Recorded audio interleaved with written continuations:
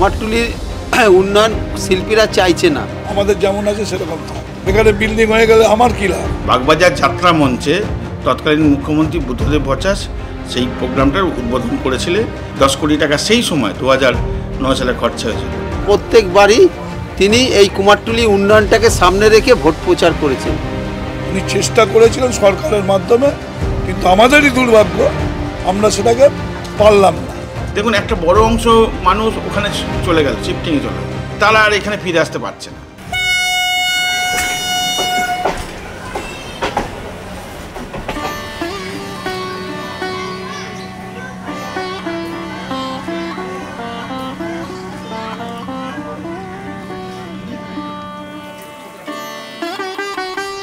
খসে পড়া ছাদ, নোংরা গলি, বর্ষার জমা জল। 300 বছর পুরনো কুমারটুলির কোনো পরিবর্তন নেই।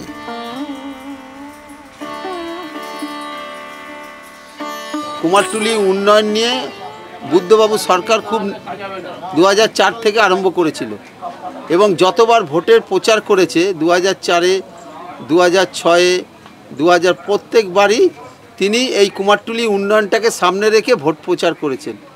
অথচ কুমারটুলিতে একটা ইটও পর্যন্ত গাঁথা হয়নি।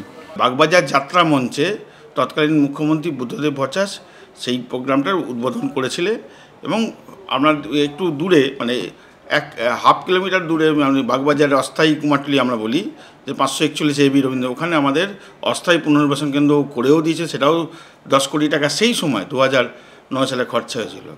সেই করে দিয়ে এখান থেকে মানুষ ওখানে শিফটিং করলো, ভাঙাভাঙি হলো।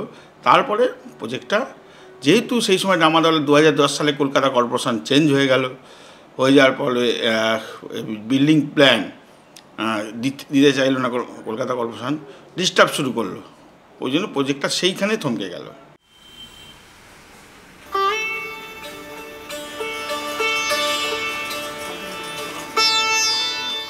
নিচে 18 ফুটের দোকান, উপরে শিল্পী এবং বাসিন্দাদের ঘর। 26 কোটি 80 লক্ষ টাকা খরচ করে কুমারটুলি পুনর্নবীকরণ প্রকল্প। আধা আধি ব্যয় বহন করবে কেন্দ্র রাজ্য।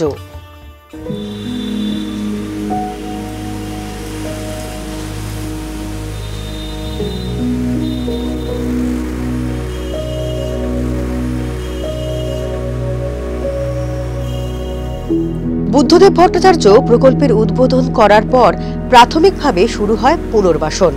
500-র বেশি বাসিন্দাকে সরিয়ে নিয়ে যাওয়া হয় বাগবাজারে, অস্থায়ী কুমারটুলিতে।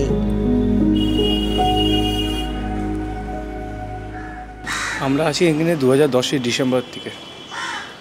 আর আমাদের যে বলেছিল যে কুমারটুলিতে প্রজেক্ট যে কমপ্লিট হবে, তারপর 18 মাসের জন্য এখানে পাঠিয়েছিল। 18 মাসের জন্য প্রজেক্টও হয়নি, আমরা এখানেই পড়ে রয়েছি। বামফ্রন্ট সরকার 2010 সালে নতুন কুমারটুলি একটা আশ্বাস দিয়েছিলেন, মানে আমাদের নতুন করে পুনর্বাসন হবে। আমরা যে জায়গায় থাকতাম সেই জায়গার পরিবর্তনের এটা দিয়েছিলেন। তো আমরা সেই আশা নিয়ে চলে এসেছিলাম সরকারি জায়গায়।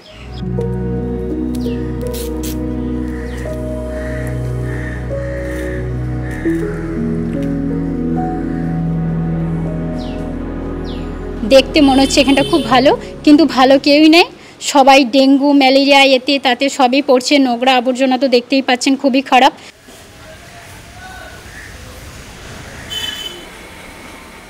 উন্নতি বলে কিছুই হয় না। আমরা ওয়ার্ডের মধ্যে দুখানা ওয়ার্ড আছে, এক হচ্ছে 9, এক 8। 8-এরও সার্ভিস পাই না, 9-তেও সার্ভিস পাই না। আর আমরা যা এই পজিশনে পড়ে আছি, আজকে এখান থেকে উপর দিয়ে জল পড়ছে, কালকে ভেঙে পড়ছে। বিপদ আপদে সবাই আস্তে আস্তে করে চলে যাচ্ছে এখান থেকে। সবার শরীর খারাপ। আমারই নিজেরই 3 মাস আগে ম্যালেরিয়া হয়েছিল, কারো ডেঙ্গু হচ্ছে, কারো জ্বর হচ্ছে। মানে সুস্থ অবস্থা কেউ আমরা ফিল করছি না এখানটায়।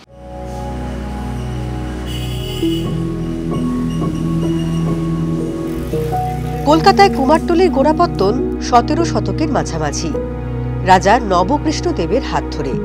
কৃষ্ণনগর থেকে আগত শিল্পীদের বসতি থেকেই উত্তর কলকাতার পটুয়াপাড়া হয়ে উঠল আজকের কুমারটুলি।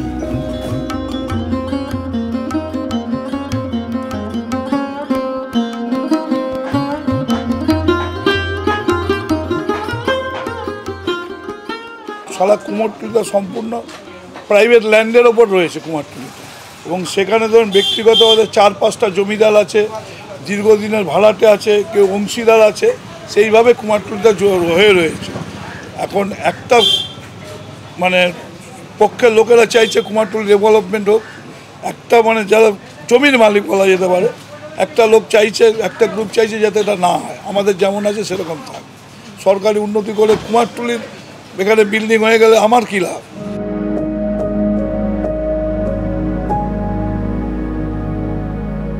বুদ্ধদেব ভট্টাচার্য ব্যক্তিগতভাবে যেহেতু ইনি শামপুকুরের জন্মস্থান শুনেছি, আমি এখানে জন্মেছিলেন, শৈলেন্দ্র সরকার পড়াশোনা করেছে, ওই হেঁটে হেঁটে কুমারটুলি আসতো। কুমারটুলিতে অনেকে তো যেমন এখনও স্টিল নাও এখনও বেশ কিছু লোক কুমারটুলি দেখতে আসে। আমরা হয়তো পেটের তাগিদে কাজ করছি, এটাকে আমরা ভালোবাসবো, কিন্তু বেশ কিছু লোক আছে এখনও তারা কুমারটুলিকে ভালোবাসে, কুমারটুলিকে দেখতে আসে।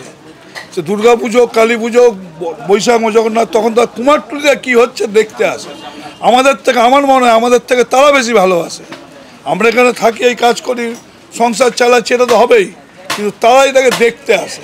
তো সেরকম দেখতে এসে ওনার এটা ভালো লেগেছিল। আমি যেটুকু যা শুনেছি, তখনই ওনার একটা ভবিষ্যতে, তারপরে যেটুকু বড় হয়েছেন, রাজনীতির মধ্যে গেছেন, ওই করেছেন, তো ওনার একটা স্বপ্ন ছিল যে কুমারটুলিকে যদি আমি কিছু, আমার মাধ্যমে যদি কিছু করা যায়।